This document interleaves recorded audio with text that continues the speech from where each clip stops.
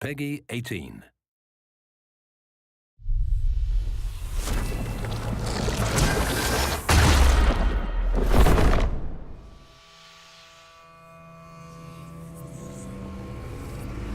It was 2009, towards the end of when we were finishing Dragon Age Origins, when myself, Matt Goldman, and Mike Layla started to get together on a weekly basis to talk about the directions we wanted to take the franchise and the things we wanted to explore if we had a chance to do so. We built a kind of a cartoon animatic of what we would like to be in the game if we were going to really pull out the stops and do whatever we wanted. It's actually very much like the beginning of the game. There's a conversation wheel, there's a dragon airstrike, you're a cool, badass warrior with spiky armor chopping Murlocs in half by the millions.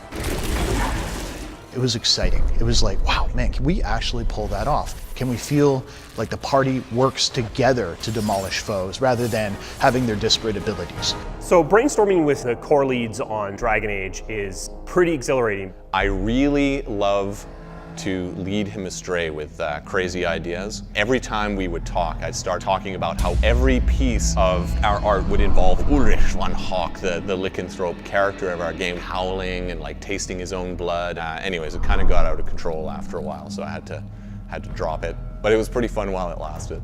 You know, the final beautiful touch of it was when we said, what if we could tell a story that was more personal? And that's where the idea of Hawk, the champion of Kirkwall, and that rise to power over a decade of history came out. Where Origins really shone by having this huge epilogue, it had thousands of variations based on the choices you've made. Instead, we've moved that into the gameplay. People you've interacted with at the beginning of the game are going to have their kind of situations profoundly affected by their interaction with Hawk, your character. If getting the relic gets Castillon off your back, then I'll help you retrieve it.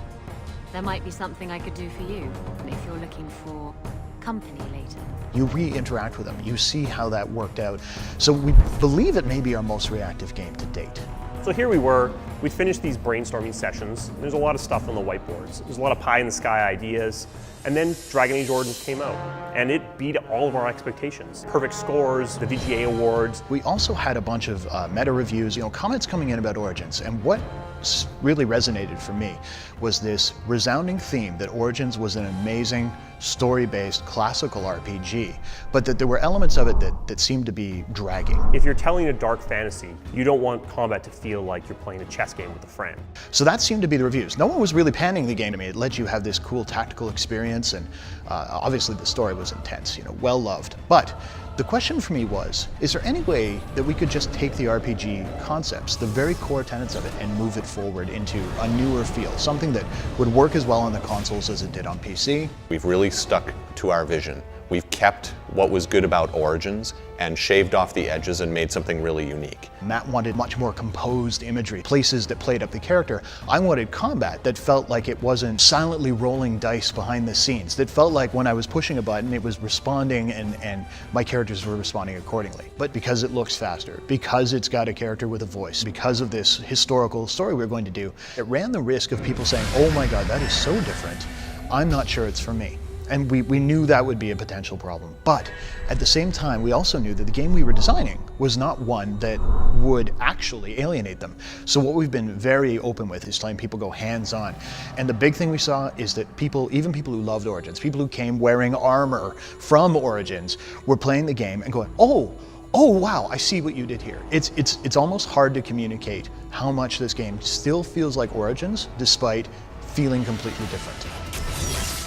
We're trying to make a game that we would love to play. We have the best in the biz running their teams and working really hard together to make this thing come true.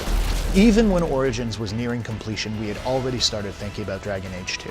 We'd already begun sharpening that axe. So the moment they took the blinders off and said, okay, go, we knew exactly what we were making, we knew the exact vision we were trying to bring to the player.